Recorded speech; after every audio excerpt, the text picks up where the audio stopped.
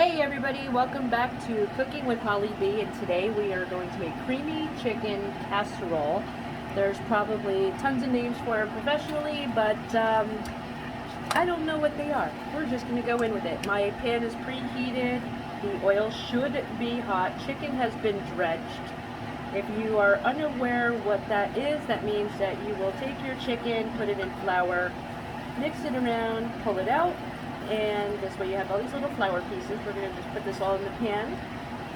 Try to get it coated with this oil as quick as possible. We're going to let this brown, and while that is taking place, I have everything else ready. Just going to get this started nice and brown and flip it.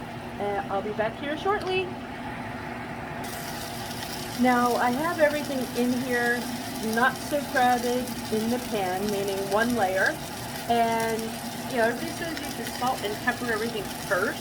I tend to not like to do that because if you're handling it with your hands, you're going to lose a lot of that flavor. So it doesn't matter which way you like to do it. I don't need to put too much on it, so there's no sense in me doing both sides as everybody recommends, but that's your preference. So we're going to let this be happy, and then we're going to flip it over as it starts browning.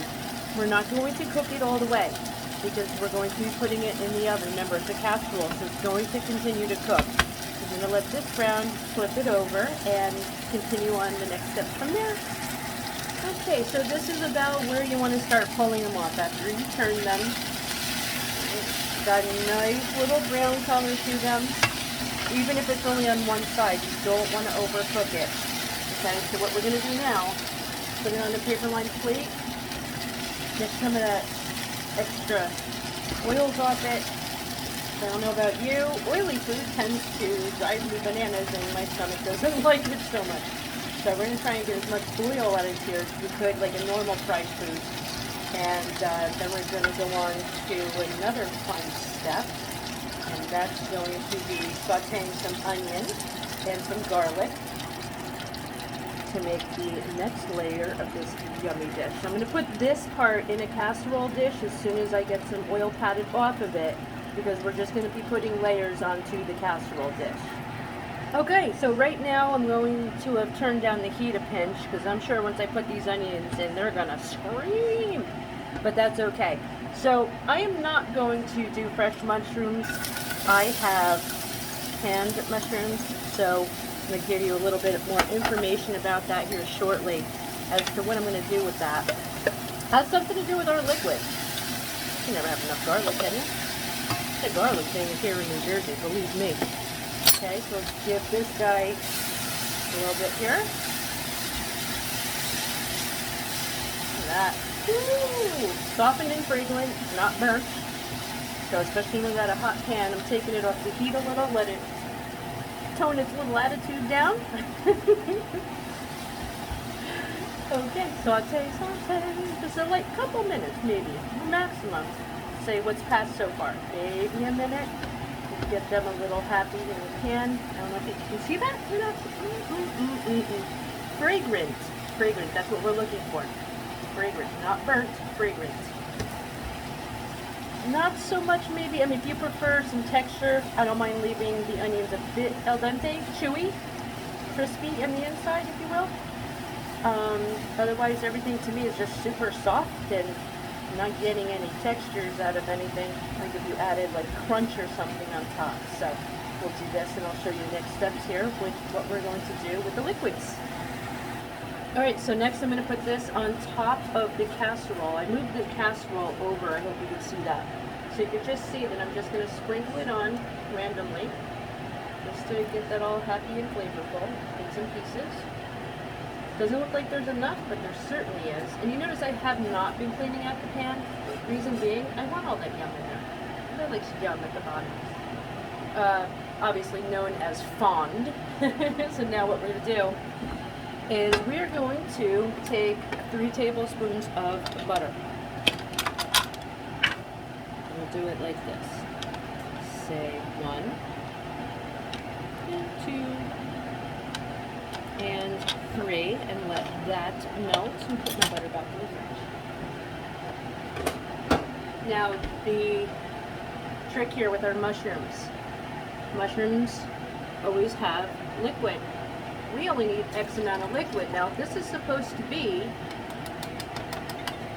chicken mushroom, then obviously we want to save the mushroom sauce.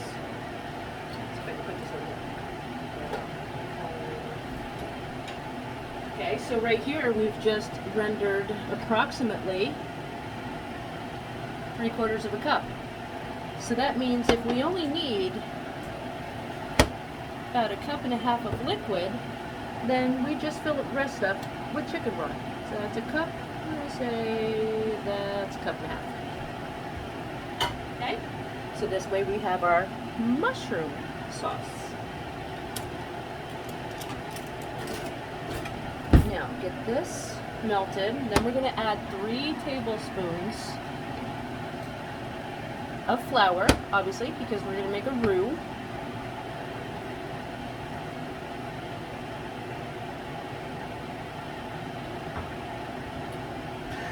Okay. Looks like that's about ready to be happy. And then we're going to start sprinkling in our flour. And then we're going to make our roux. Just to brown it, we don't want it boiling and bubbly. Okay? Just let that do its thing, pick up all that yum at the bottom of the pot. Again, I'm not cleaning the bottom of the pan. I want all these flavors in here. What's the point, in my opinion? Okay, so here's our roux. It's kind of like a, you see it's like a little golden brown. You have to bust that, look at it. Or is that a chicken piece? I think that's a chicken piece? No. Yes, ma'am, it is. It's a chicken piece. Okay, next up, we are going to put in sour cream and milk, because a lot of people don't always have heavy cream on hand. So what we're going to do is start slowly pouring in some milk. My mama taught me this one to get it starting to thicken. Okay. Now, if I was smart, I would have heated up my milk. So then I could have just dumped it in the pan and not had to worry about stirring and lumps and things like that. So, but I did this on the fly and just put it out of the refrigerator. So we're gonna just do this, pour the rest of the milk in, and then I'll put in some sour cream shortly. Just want to make sure this is happy. Okay. We're going to be whisking quite a bit. Alright, especially when you're putting cold into cold into cold. So you just want to be careful there. And let's say I'm in the mood for a cup of sour cream. Who measures? Not in my house. Okay, we're going to turn up the heat just a pinch. We'll get this. Oh my goodness. Now, of course, we're going to have to add some salt and pepper, so we'll do that. Okay, look at this. Look at that. That's looking beautiful. See that creaminess? See that creamy? That's what we want, cream. Okay, next we're just going to put in our liquids, just like that.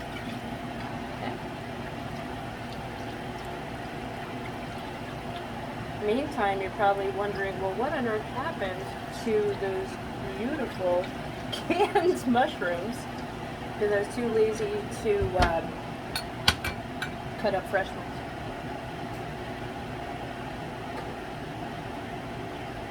So we're going to take said mushrooms and we're going to sprinkle them on top here. Yes. A little layer of mushroom. Hence chicken, mushroom.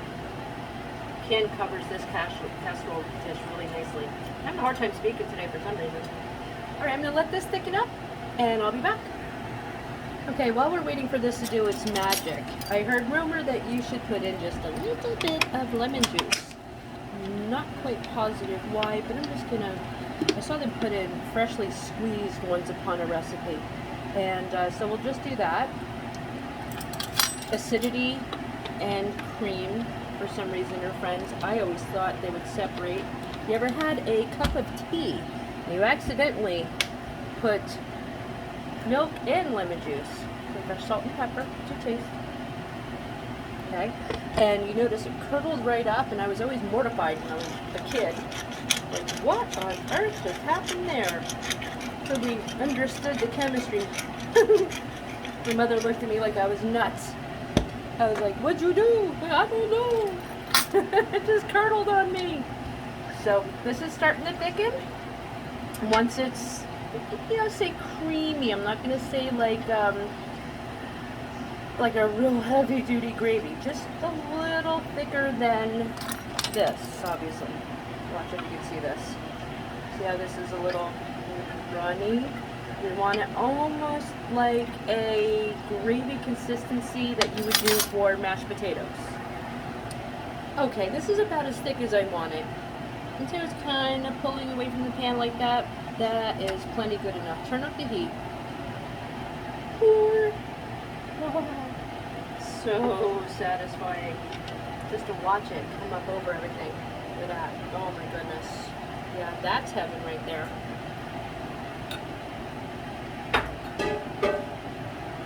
Okay, so this is going to go into a 350 degree oven, and of course I always feature my favorite wine of the week,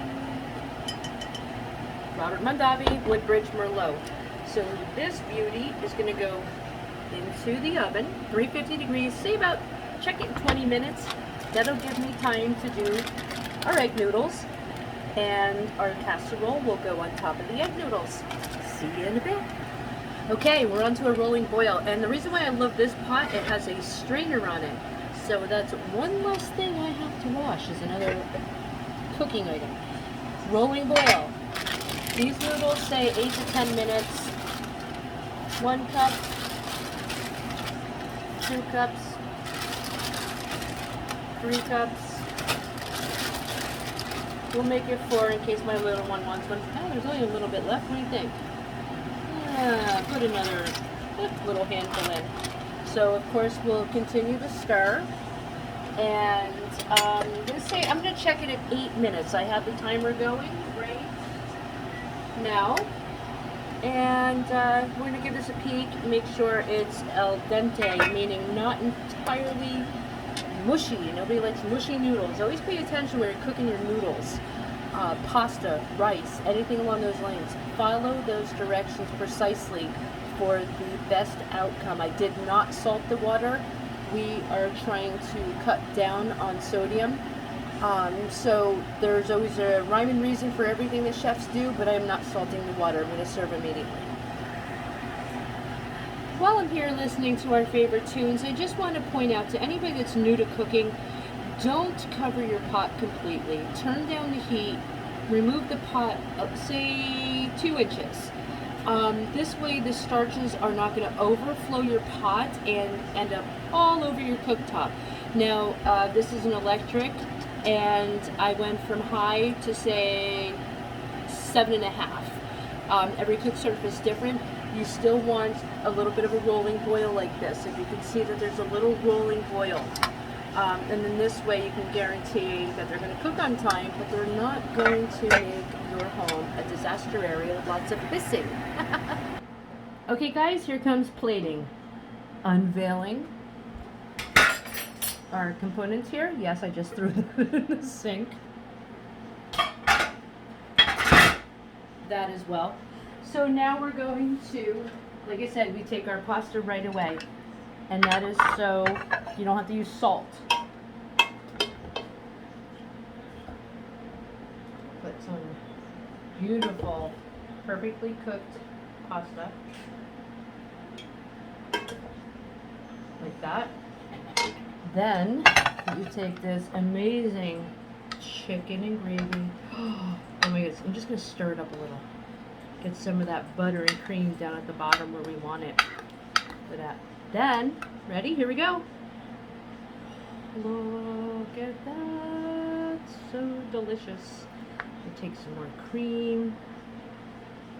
If you can smell this, oh my. Look at that. Look at that. And then, because it's a quick dinner, we're using dried parsley. And there you have it, folks. Look at that dish. Wonderful. Thank you again for cooking with Holly B. And we'll catch you on the next time. Don't forget to subscribe, hit the notification bell, and leave your comments. Love you. Bye.